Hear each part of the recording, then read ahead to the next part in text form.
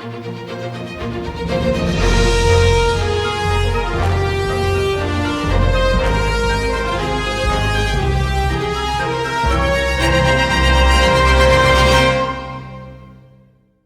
to the Gym Heroes Podcast. I'm your host, Josh Peacock. Today's show is brought to you by Gymdesk, the easiest gym management software you'll ever use. Take payments, create marketing automations, track attendance, and much more. To try the software out free, go to gymdesk.com. No credit card or painful sales call required. Our hero today is Dom Vitalli, a professional wrestler, life coach, and owner of a professional wrestling gym. In this episode, Dom reveals to us what goes into running a niche business like a pro wrestling gym, as well as how he grew it. Then he walks us through how he takes the life lessons he's learned in the ring and beyond and coaches other people to reach their goals too. Without further ado, Dom Vitalli. All right, Dom, welcome to the Gym Heroes Podcast. If you could, go ahead and introduce the audience to who you are and what your background is. Thanks, Josh, for having me. I really appreciate being on the show. My name is Dom Vitalli. Currently, I'm the owner and operator of the Arizona Pro Wrestling Training Center, where we train the future WWE superstars of tomorrow. Nice. And I'm also I also operate the Roadmap Coaching Program, which is a personal and professional development program that I've established as well. Awesome. So what led you to decide to open a pro wrestling training center? I don't know if I didn't know that there were centers around that could prepare you to go into professional wrestling. Yeah. I mean, everyone's got to start somewhere. So, and I started this a long, long time ago, actually. I started my wrestling training in December of 2000. Pretty much fresh out of high school, 18 years old. It's something I always wanted to do. I, grew up watching it on television. And it was just something that was always there. And I told myself then, I'm going to make this happen one way or another. So I did so. And I was, I've been wrestling since then. And over the years, I would pop into different wrestling training facilities to get my own repetitions in and things like that. And then as I grew my knowledge base and my skill set, probably about 10, 11 years in or so, was when I started to kind of, teach guys here and there or run classes, things like that at other schools. And over the course of time, I saw something missing as far as the training aspect went. As wrestling became more popular and information became more accessible with the internet and things like that, as the years gone on, I just felt like, the training aspect was really watered down. And it was missing some of the nuances that were present when I started training, which it was very tough, very physically demanding back in 2000, even before. So they really didn't let just anybody in. You kind of had to find your way in, and it wasn't, as simple as going on the internet and looking up wrestling schools. You really had to kind of go through some back doors and know someone who knew someone who knew someone to do it. Yeah. So over the course of time, just kind of pitched in other places, given my knowledge, and then a friend of mine was training under me, and then he stopped training abruptly, and thought he was a really good guy and had a lot of potential. And I was really surprised that he kind of stepped away. And I asked him, what was behind it. And he said, really, man, he's like, I really didn't feel like I was getting what I needed unless you were there teaching the class. And that was, always great to hear that, someone's getting something out of what I'm providing. And he said, you ever think about opening your own place? And honestly, no, I had no intention of doing so. And I kind of blew it off and was like, not really. And he's like, I really think, you would be successful at it. And it took some time for him to kind of convince me, but what turned into him convincing me actually turned it into a partnership. So him and I kind of sat down over the course of a few months and developed a game plan and a structure and a vision for our training center. And now we're business partners in that center. And we've been open since March of 2019, and we've generated a lot of buzz and really established a great name for ourselves within the wrestling community. Wow, that's awesome. So you said that wrestling the way it used to be, they didn't really accept just anyone. You had to earn your way in. And I remember looking at your website that you you do seem to have like a screening process. So like, what kind of guys are you looking for? Do they have like a competitive wrestling background before they start pro wrestling? Do they just need to be very physically fit? Like what are the requirements? So I'm looking for a particular type of athlete for our training center. Now don't get me wrong. There's other places out there that will pretty much let anybody in, and that's their prerogative, and that's okay. But us specifically, we're looking to train individuals that specifically want to make a living doing professional wrestling. So like hobbyists and people that are like, I just want to kind of dip my toe in it and kind of see if it's something I'd like. We're really not the place for them. Okay. We hold our students to a very high athletic standard, but also have a lot of commitments that they need to make in order to be enrolled in our center in the first place. So ideally, we are looking for high level athletes, because I think they're already acclimated to that process of really working diligently hard towards something and dedicating a lot of time and their effort towards it. But surprisingly, over the past 3 years, almost 4 now, some of our most successful students have actually been people that had little to no athletic background.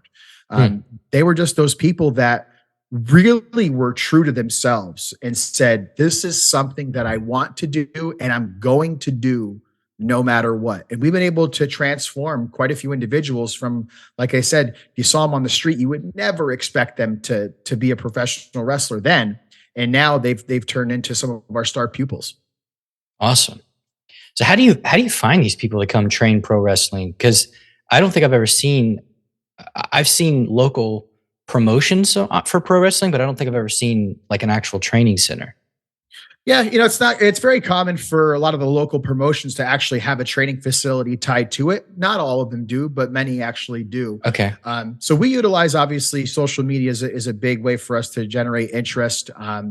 So we have our own wrestling promotion, but we didn't have it when we first started our training center. Actually, we actually didn't even want one when we started our training facility. It was just like, no, we're just going to do training and that is it. But over the course of time, we realized there was another need for a different type of wrestling promotion as well, that we felt that could actually help grow our athletes. So we do, a lot of it's word of mouth. The internet is our friend these days. So people can just pop into Google and say wrestling schools in Arizona. And thankfully I think we're the first one that pops up. But yeah, like years before, it wasn't as easy, and I try not to make it painfully obvious and easy to find us for a reason.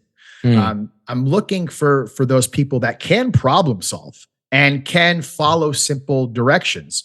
And that, because to me, anyone can kind of just waltz in and think they belong. But I do have a pretty, I would consider, very easy screening process, but you'd be surprised how difficult that is for a lot of people.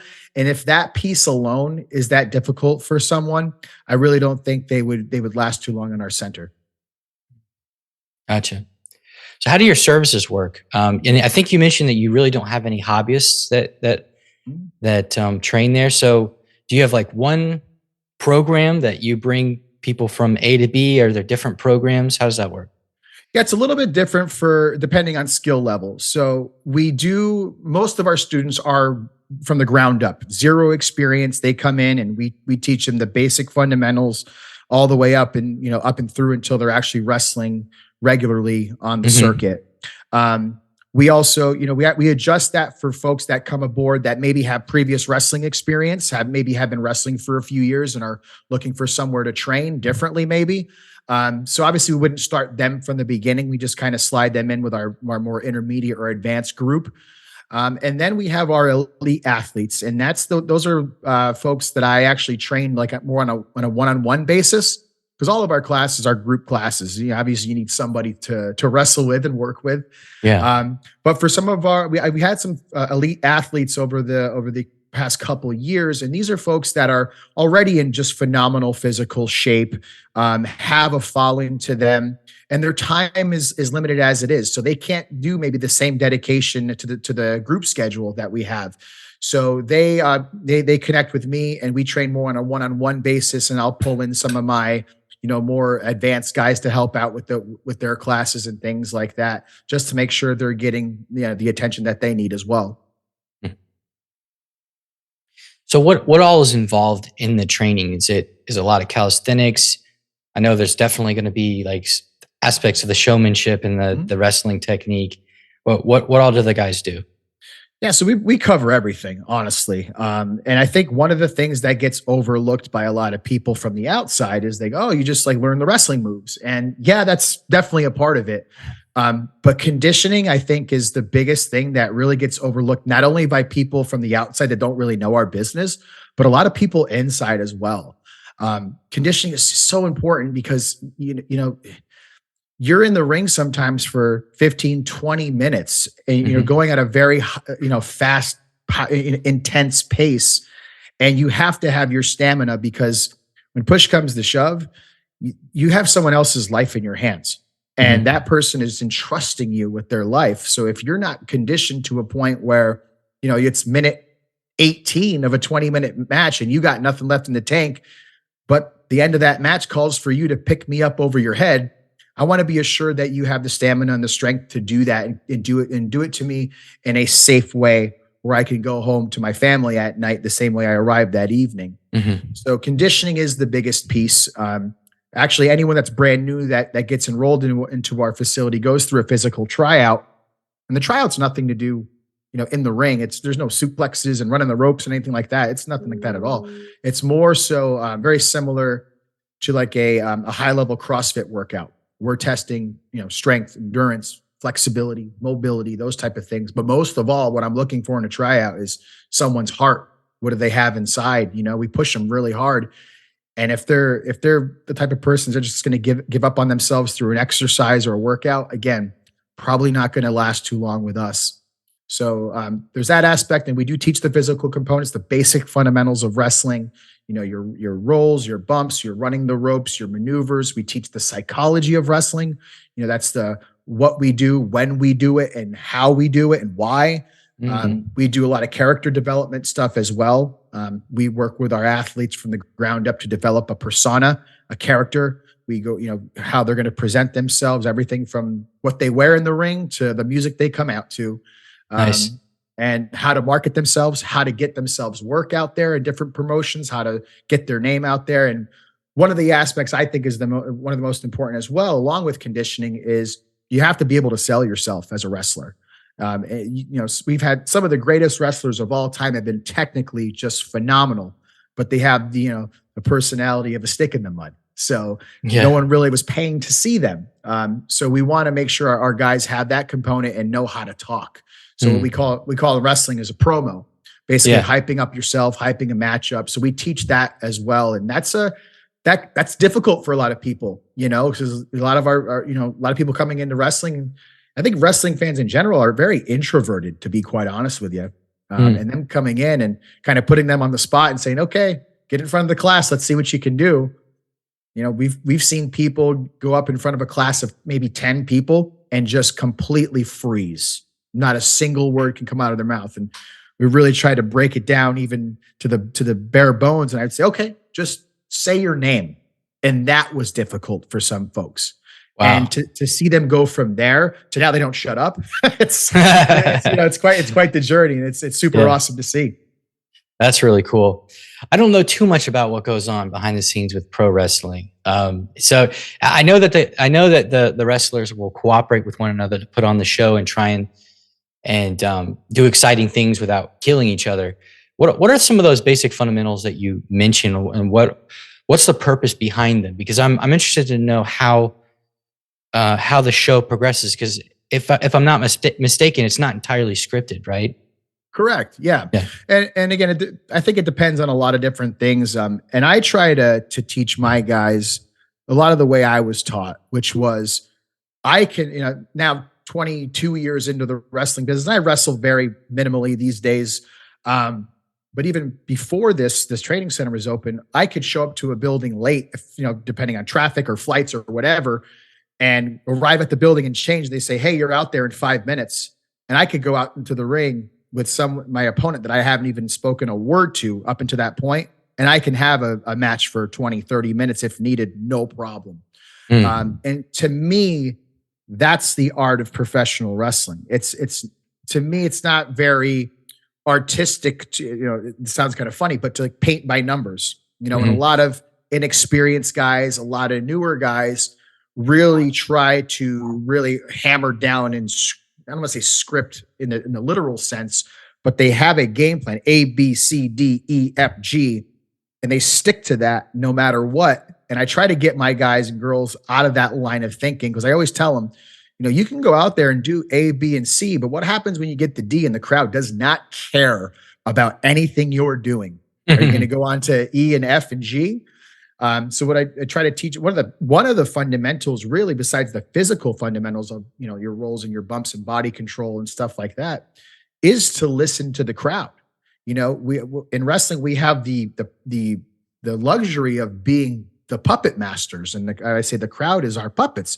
We're the ones that manipulate them, and I don't say that in a malicious manner, but we're the ones that manipulate the crowd to react the way that we want them to.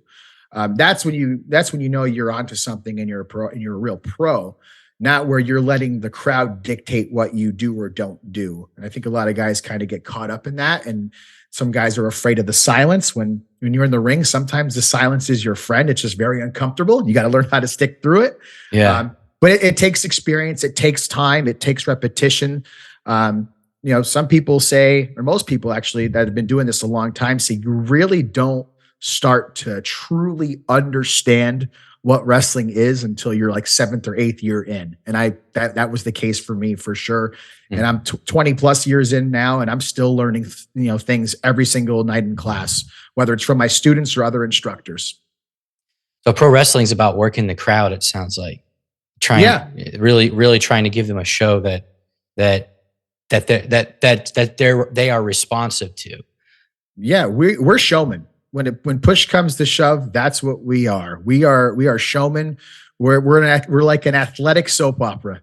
We're like the Young and the Restless, but a lot more exciting and a lot more physical. Yeah. And I like to also liken it to we're like real live action superheroes. But we only get one take. We don't get the luxury of saying cut. Let's try it again. Right. We're out there in front of the people who are front rows, maybe 6-7 feet away from what we're doing. And, we don't get a chance to call cut and get another take. We gotta do it right the first time. No takes and no CGI. Yeah, exactly. And no stunt doubles. No. Although a lot of wrestlers do moonlight as stunt doubles. So it makes sense. That does make sense. Yeah. Some of the stuff I've seen on TV is like, I don't even with the equipment, I don't know how they do that. I would be really afraid, like just the heights that they fall from onto these folding tables and stuff. It's like, there's no way they didn't get hurt. That's just, there's no way. It's true. And it looks so much different watching it than it is doing it. And I think a lot of people misconstrue it because I don't think you really, people that haven't done it can't really get a true feel for the physicality of it. I mean, I always tell people, everyone always likes to, not everyone, but a lot of people like to throw around the F word, which is fake. Oh, wrestling's fake. And this, that. And I always tell people, you can't fake gravity. Falling hurts. It hurts a lot. And, not to mention the realness of everything outside the ring as well. The toll it takes on your body, your family, your personal life and stuff like that. But it's amazing. Like I hear all the time, like, oh, what do they use? Like rubber chairs and rubber tables? I'm like, no, that's real stuff. What are you talking about? And you're just falling on a trampoline. I'm like, that is not a trampoline. Believe me, because if it was, I wouldn't have bad back, bad knees, bad neck, Yeah, exactly. That's funny. So switching gears now to your coaching, why did you decide to go into one-on-one coaching from having a wrestling school? It was by accident. Honestly, it really was. So we opened the wrestling school, and again, we had these standards, and I was the head trainer at the time, and I really held my students to a very high athletic standard. And one of the goals that we had when we opened the school was, and we have this in our mission statement, was to not only create great wrestlers, but create great people as well. So we wanted to our guys and girls to learn skills, not only in the ring, but the skills they learn while they're with us, they can apply it actually out into the real world in their real lives. As time went on, I realized, not that I realized, but having conversations with our students, I realized this was helping them on a much higher level than just professional wrestling.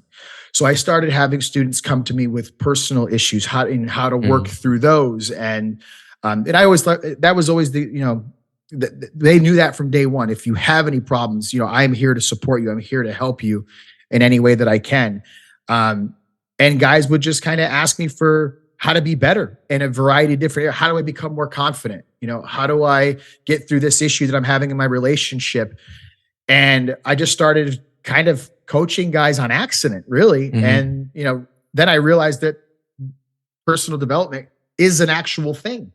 And I was like, wait a minute, this is what I'm doing right now.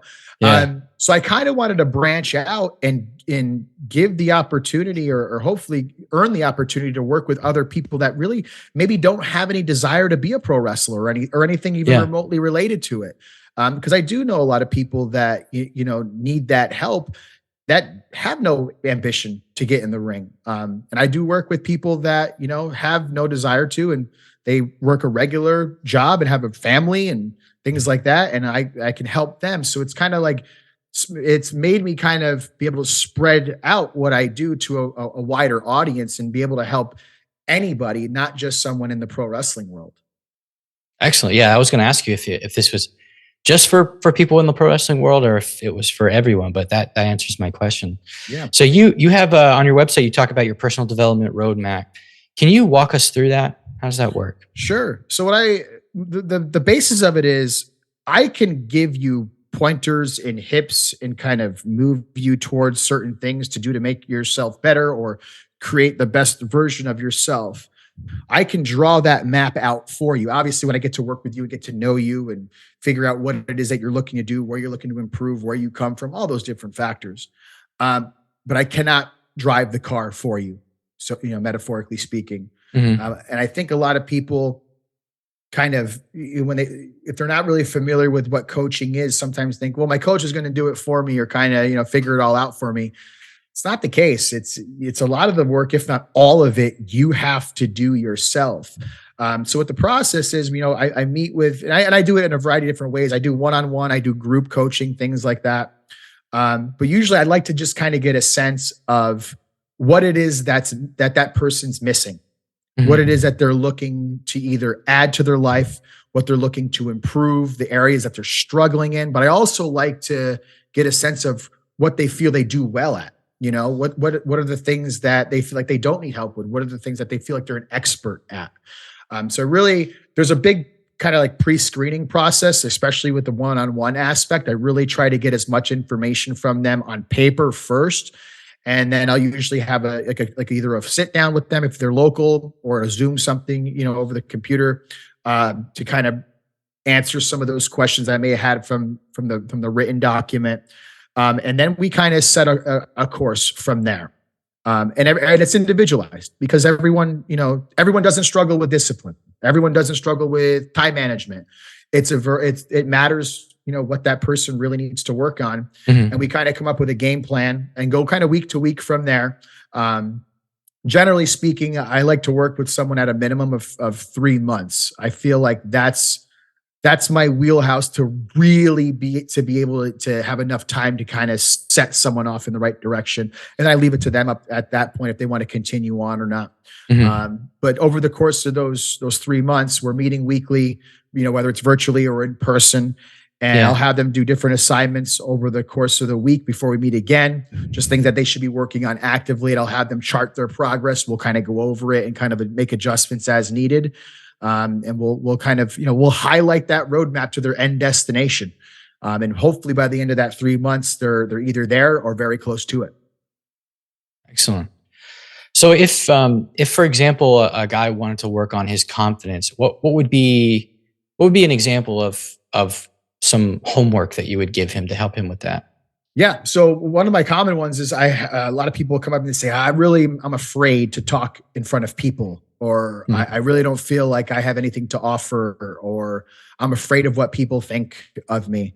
And my immediate response to that is, well, you need to face that head on. You're just telling your, I ask, what story are you telling yourself in your head? Because you may think you look stupid, but I assure you no one else is thinking that. You're just telling yourself that story in your head. So something simple that I assign to people like that, and not even people that are necessarily struggling with that, but I'll tell them, especially if they use social media, I'll make them post videos of themselves. And for some of them, that's completely foreign to them. They've never done it before. They've done it minimally, and it makes their skin crawl. They hate to hear their own voice or see themselves on video. Yeah. And but that's a requirement, and I'll make them do it. Usually, I'll give them something to talk about if they need to. If they're having a struggle, figuring that piece out. But 100% of the time, as that time goes on, they get way more comfortable doing it, and that's kind of like our baseline. That's where that's a really good way to kind of kick off that self-confidence. And then we start honing in from there, whether it's, face-to-face confidence with people, whether it's, being in front of a large group in person, those type of things. Then we work on it from there. Excellent. That's really good. I know that I came up doing Taekwondo and martial arts. And when I was really young, I did a leadership program where they put me as a kid in front of class. And they let us kids take turns leading class and teaching. And then as I got older and the longer I was in the program, I had more responsibilities for teaching, up to the point of teaching an entire class. And of course, at the time I was exceptionally nervous. Yeah. But it was really good for me because it helped me learn to speak in a way that's engaging. It helped me to compose myself in front of people. And I think in an indirect way, it helped me believe in myself that even if I don't know everything, that I usually have something that I can contribute to a conversation. Yeah. A lot of that stuff is not actually your knowledge base. It's really just the story, like you said, the story that you tell yourself in your head.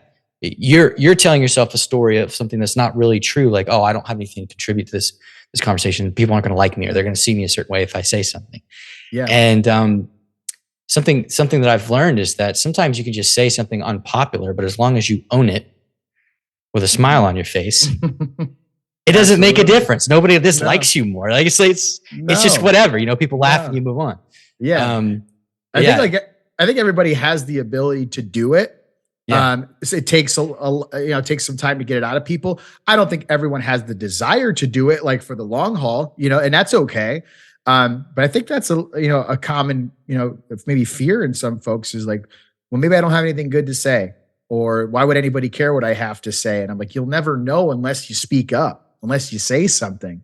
And I've had guys at the wrestling school who were afraid to speak up, who were just kind of in their own shell and afraid of stepping on toes, not against the trainers or anything like that, but just amongst their own classmates, or being looked at in a certain light by their classmates. And I always tell people, others' perception of you has nothing to do with what you can provide to yourself in this class. And now one of my guys who was afraid to speak up in the first place is now one of my leaders. He's one of my captains, and he helps lead my beginners classes because, my time is spread as thin as it is. So I leave that up to him. And now he's in a leadership role. He's more vocal. He's becoming more confident.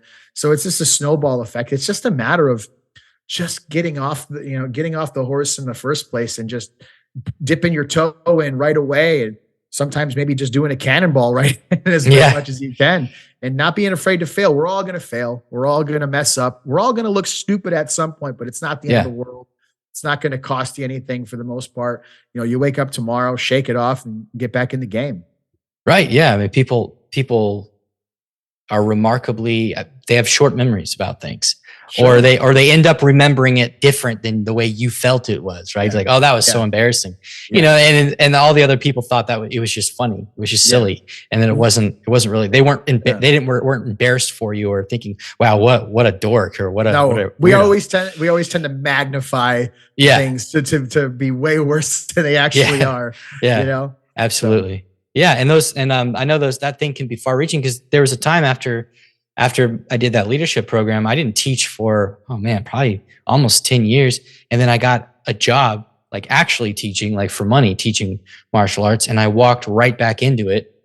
And there was a little quick adjustment period, but I was immediately thrown into not just teaching class, but like, oh, we're going to go to this event. You need to like do like a 20-minute segment in front of 250 people. Yeah. We're going to go to this church and do this anti-bullying thing. And there's going to be 70 people there. And I was like, what are you going to do? Say no? That same thing actually happened to me today, and I speak in front of large groups all the time, and I run classes all the time. And it's something that I'm very familiar with. And I was asked today if I could do a 45-minute presentation on motivation and a discipline for a local business here that I'm very close with. And I was trying to talk myself out of it. Like, oh, well, again, that initial spark in your brain, no matter how developed you are in a skill, there's always a little self-doubt there, no matter what. But I had to catch myself and say, I got this. I've done this a million times. Just because it's a new audience, one that I'm not, that's not familiar with me, that shouldn't hinder me from wanting to do it. If anything, that should make me even more apt to do it, because I want these people to hear what I have to say. Most importantly, because hopefully my message will help them. That's why I was seeked out for it in the first place. And quickly got over that and told them I would do it. But it's funny how you can work on something and develop a skill over a period of time, and that doubt will creep in every now and then. Not every time, but it'll creep in there, and you just gotta remember where you've come from. Remember what you've accomplished. Remember, keep in mind how far you've come. And like for me, I couldn't even imagine doing what I'm doing now, 20 years ago or so. It'd be unheard of if I told myself that 20 years ago what I'd be doing now. And today it's just kind of par for the course. Yeah, absolutely. So where can people find you if they want to reach out and ask you some more questions? Or best way, you could go to my website, domvitalli.com. I'm also pretty active on Instagram at Dom Vitalli. And if you want to get a sense of maybe what it's like to hear me in your ear, I have my own podcast. It's called the Knucklehead Podcast. We have new episodes every week. Usually just the topics are, some personal development points, depending on what the topic is. Each week it varies, and every occasional interviews here and there of people I find inspiring or kind of the same mindset as myself. Nice. That's a fun podcast name. I like that. Thank you. All right, man. Well, thank you for coming on, and I hope we can actually do this again sometime. Absolutely, Josh. It'd be my pleasure. And again, thank you for having me. Yeah, no worries.